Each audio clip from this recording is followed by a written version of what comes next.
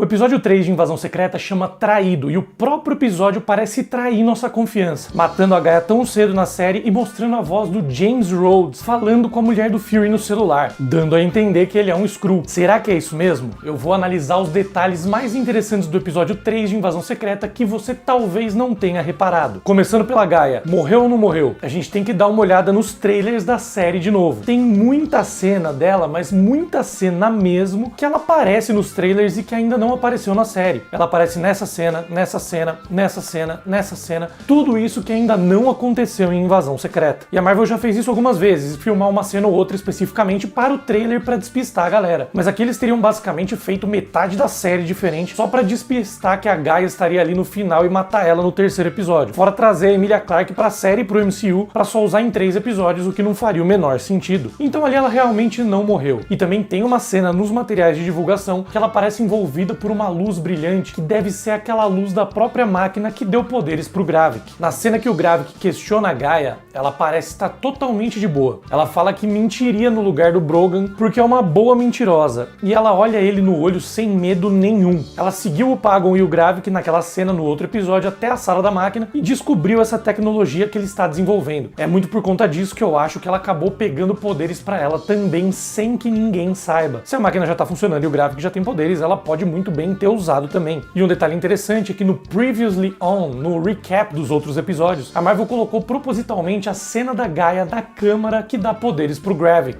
A gente só não viu ainda, mas pode ter certeza que antes dela tomar aquele tiro, ela pegou poderes também e ganhou a condição de usar o Extremis para regenerar o corpo dela. O Gravik é totalmente impiedoso, matou o Brogan por muito menos e estava desconfiado dela, que ela era a pessoa que entregou eles para a polícia. Então não faz o menor sentido ela não ter medo nenhum ali, porque o cara, além de tudo, agora tem superpoderes. Eu imagino que se ela não tivesse poderes, ela teria realmente ficado extremamente nervosa nessa situação. E outra coisa que me deixou com uma suspeita também é que eu acho que a Gaia sabia que tinha coisa errada naquela cena quando ela sai de Nova Skrullos, porque quando ela passa pelo portão, ela vê que a cabine de segurança tá vazia. Ela vê que não tem ninguém vigiando a entrada e a saída. Isso é extremamente suspeito, porque a revista ali é intensa e o pessoal fica realmente ali direto, olhando quem tá entrando, quem tá saindo. Nem os próprios Skrulls conseguem entrar sem serem revistados. E a Gaia sabe disso. Então ela percebeu com certeza que tinha alguma coisa errada. Ela podia ter desviado o caminho, indo para outro lado na hora que ela saiu dali, ao invés de seguir aquela rua. Ela tava de moto, dava para entrar pela mata, mas talvez ela tenha outro plano também. Talvez ela tenha a intenção de fazer o Gravik achar que ela está morta, porque ele não sabe que ela ganhou poderes, então ela também pode estar jogando um outro jogo de manipulação. Igual que eu tô falando sobre o Nick Fury querendo parecer mais fraco do que ele realmente é desde o primeiro episódio, e também do que eu tô falando faz tempo do Kang enquanto Mania. São pessoas fazendo esforço para parecerem mais fracas do que elas realmente são para quem vê de fora, para serem subestimadas ou até parecer que elas morreram. Afinal, ser subestimado ou descartado como uma ameaça pode ser uma vantagem enorme. Parece um tema recorrente dos filmes e séries da Marvel. Vamos ficar de olho na Gaia, porque essa menina talvez seja muito mais inteligente do que a gente imagina. E pelo visto esse episódio confirmou de uma vez por todas que James Rhodes é mesmo um Skrull. Eu tinha certeza que ele era no começo, no episódio passado eu comecei a achar que não era, e até falei no meu vídeo, e agora aparentemente confirmaram. A maravilha dessa série é isso, fazer a gente ficar se perguntando, se questionando o tempo todo. Mas é praticamente confirmado. Primeiro porque a voz no telefone falando com a Vara no fim do episódio é 100% a voz do Don Cheadle. A Vara queria falar com o Gravik e ele fala que vai falar com ela no lugar dele, mostrando que ele tá alinhado com o Gravik e com os Skrulls que querem tomar a Terra. E a voz é realmente inconfundível. Segundo, porque na cena que a Gaia pega as memórias do Robert Fairbanks para passar o código pro Talos, tem uma pessoa que aparece muito rapidamente atrás dela, que eu tenho quase certeza que é o próprio Rhodes. Eu até peguei uma foto do Don Cheadle de perfil para comparar. O semblante é realmente muito semelhante, formato da cabeça, nariz e tudo mais. Pode ser que tenham colocado uma pessoa muito parecida com o Don Cheadle ali para despistar a galera, mas eu acho pouco provável. Eu só espero que isso tenha sido uma coisa recente e não que ele seja um Skrull há algum tempo, porque senão, como eu falei na minha análise do último episódio, vai tirar todo o peso da cena dele em Vingadores Ultimato, do luto dele e dele sofrendo com a morte de Tony Stark. As conversas do Rhodes com o Falcão na série do Falcão e Soldado Invernal também parecem muito enraizadas nas experiências pessoais deles e no que eles viveram na vida. Então eu também acho que não seria ali. Eu acho que ele tem que ter sido capturado em algum momento depois até de Falcão e Soldado Invernal. E eu imagino que naquelas câmaras onde os humanos capturados são mantidos, o cabelo deles ia continuar crescendo. Não é porque eles estão desacordados que que o cabelo e a barba vão parar de crescer. Então eu acho realmente que, como o cabelo dele tá curto na câmera, mas não tá raspado, tá um pouco maior do que o cabelo de fato, deve ser um negócio mais recente, deve ter poucos meses. Ele não deve ser screw há tanto tempo, senão era pra ele estar cabeludo, a não ser que alguém fique cortando o cabelo dele o tempo inteiro ali. Se não for recente, se ele for um screw há muito tempo, eu vou achar que pode ser um erro da Marvel, assim como eu acho que foi a morte da Maria Hill no primeiro episódio. Aliás, na cena em que ele fala com a esposa do Fury, acaba parecendo que ela também tá alinhada com o Screw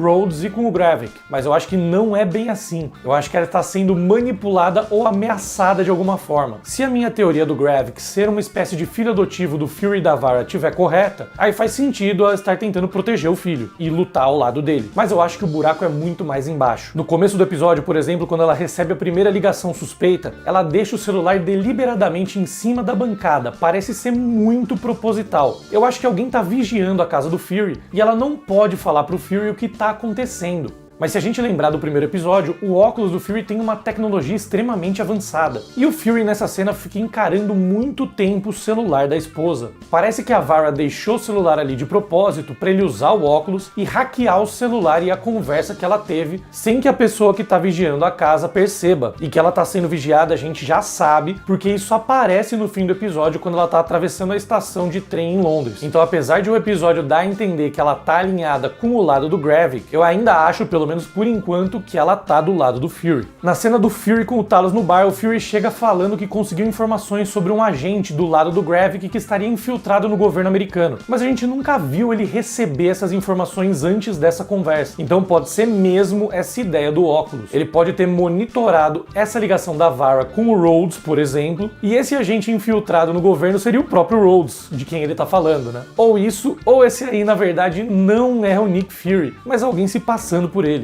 Porque o Fury tá realmente muito estranho nessa cena. Ele chega falando que o Talos estava comendo era comida de cachorro, o que é uma referência à fala do Gravik no último episódio, dizendo que preferia cachorros a humanos, e também é uma referência à fala do próprio Talos para o Gravik, dizendo que o exército dele ia ser caçado como os cães raivosos que eram. Mas é estranho ele falar isso da comida do Talos, porque o Fury estava comendo praticamente a mesma coisa de café da manhã na cena dele com a esposa dele. Ele também pede desculpas e fala que não é nada sem o Talos, o que é uma coisa que eu acho muito improvável que o Nick Fury faria, para dizer o mínimo, né? E ele também conseguiu essa informação aí que a gente não sabe de onde veio. Eu acho que pode ser um Skrull justamente tentando usar o Talos para descobrir quem é o possível traidor a pedido do próprio Gravik. E claro, quando o Talos liga pra Gaia para pegar a senha, o Skrull descobre quem é o traidor. Então esse Fury aí a gente tem que ficar de olho, porque ele é muito suspeito de fato. Eu vou falar mais sobre isso mais pra frente nesse vídeo. E o Gravik e o Talos se encontram na London National Portrait Gallery. No começo da cena, eles olham para uma pintura de Sir James Guthrie de 1930, chamada Statesman of World War I. E esse cara que o Gravik aponta, falando que tem um sorrisinho e dizendo que não merece o cargo que tem, não merece reconhecimento, é nada mais nada menos que o Winston Churchill. Ele também aparece depois em um dos panos da exposição. O Churchill ainda não era primeiro-ministro nessa época, mas era o ministro de munições na Primeira Guerra Mundial na Inglaterra e o responsável também pela modernização da Marinha Britânica. Condiz com o episódio, né? Quando todos os Skrulls se transformam na forma humana do Gravik, isso contrasta demais com a ideia deles de quererem um lar na própria pele. O que eles estão fazendo ali é basicamente o oposto, porque não só eles não estão se revelando na própria pele, mas eles estão parecendo mais um culto do que um povo que quer liberdade. Eles estão se transformando na própria imagem do líder deles, mostrando um tipo de idolatria cega. E essa cena é legal porque ela tem a mesma vibe exatamente da cena que acontece com a Maria Hill nos quadrinhos de Invasão Secreta, quando